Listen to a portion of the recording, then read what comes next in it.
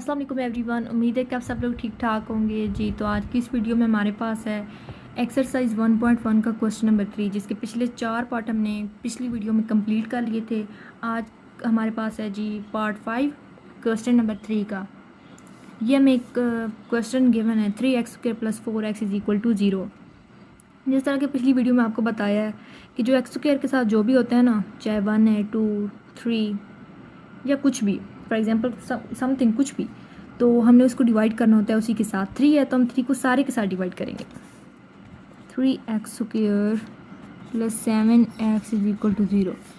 अब हमने इसको भी डिवाइड करना है 3 के साथ, इसको भी और इसको भी। ये तो 3 के साथ कट जाएगा, पीछे बचेगा x² + 7x/3 और ये तो 0 हो जाएगा ना। 0 जिसके साथ भी डिवाइड करता है, मल्टीप्लाई करता है, वो 0 ही हो जाता है। अब हम क्या करेंगे कि ये जो 7x/3 है, इसका हमने मल्टीप्लाई करना है 1/2x के साथ। x के साथ कट जाएगा, पीछे क्या बचेगा 7/6। तो इसका स्क्वायर हमने दोनों साइडों पे ऐड कर लेना है। Adding 7/6 square on both sides, तो ये क्या हो जाएगा x² + 7x/3। तो इसका स्क्वायर हम ऐड कर लेंगे और ये 0 के साथ भी ना बोथ साइड पे ऐड करना है, तो यहाँ भी हम ऐड कर लेंगे 7/6 का स्क्वायर। तो ये तो कंप्लीट स्क्वायर बन गया जी x + 7/6 का, और ये 0 तो 0 ही रहेगा, और प्लस इसका स्क्वायर ओपन करेंगे तो आएगा 7 का स्क्वायर होता है जी 49 और 6 का होता है 36। ये तो इसी तरह ही आएगा x + 7/6 का स्क्वायर, और यहाँ पे क्या हो जाएगा 0 तो प्लस करें तो कोई फ़र्क नहीं पड़ेगा, तो पीछे हमारे पास 49/36 ही बचता है ना। अब हम क्या करेंगे कि इसका स्क्वायर ख़त्म करने के लिए हम ले लेंगे स्क्वायर रूट बोथ साइड्स पे, तो ये कट जाएगा, पीछे क्या बचेगा x + 7/6, सिंपल ये बच गया ना, = ये भी कंप्लीट स्क्वायर होते हैं। जो 49 होता है वो 7 का स्क्वायर होता है और 36 6 का होता है। अब यहाँ पे क्या होगा कि इस 7/6 को ना इक्वल की दूसरी साइड पे लेके जाएंगे हम, तो ये माइनस का हो जाएगा, और दरमियान में दोनों साइन हैं, प्लस की भी और माइनस की भी। मीन्स टू से कि हमने -7/6 को 7/6 के साथ प्लस भी करना है और माइनस भी करना है।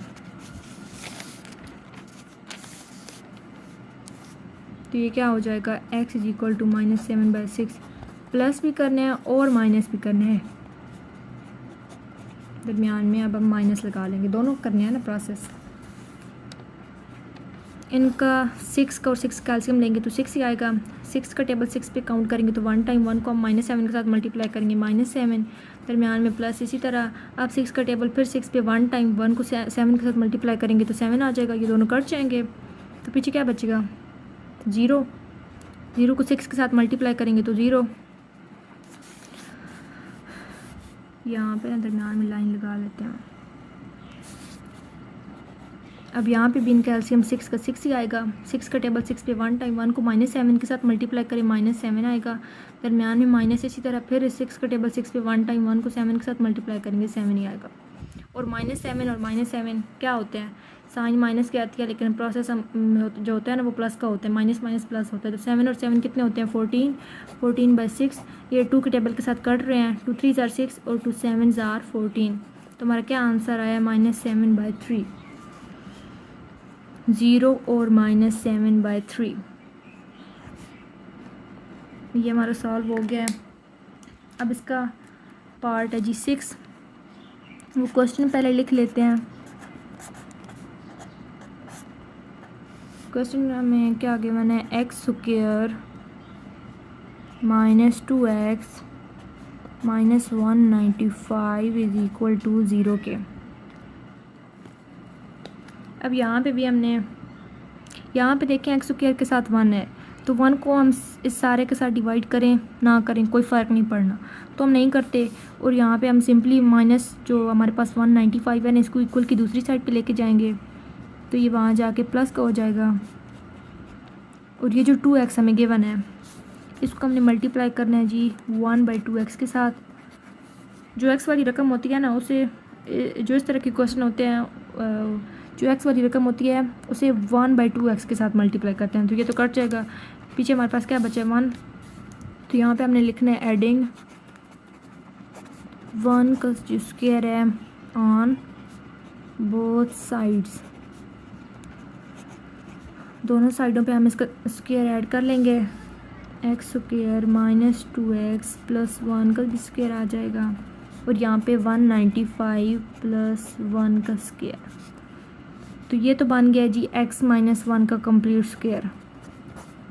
तो हम इसे इस फॉर्म में लिख लेंगे, और यहाँ पे 195 और 1 को स्क्वायर ओपन करेंगे तो 1 ही आएगा। ये इसी तरह रहेगा x माइनस 1 का होल स्क्वायर, और 195 में 1 प्लस करेंगे तो क्या आ जाएगा 196। अब हम क्या करेंगे कि इसका स्क्वायर ख़त्म करने के लिए हम दोनों साइडों पे जी ले लेंगे स्क्वायर रूट, ये तो कट जाएगा। पीछे क्या बचेगा x minus 1 is equal two plus minus 196 square होता है 14 का, तो यहाँ पे क्या होगा इस 1 को इक्वल की दूसरी साइड पे लेके जाएंगे तो प्लस का हो जाएगा, और दरम्यान में इसी तरह प्लस माइनस दोनों रहेंगे और 14 आ जाएगा।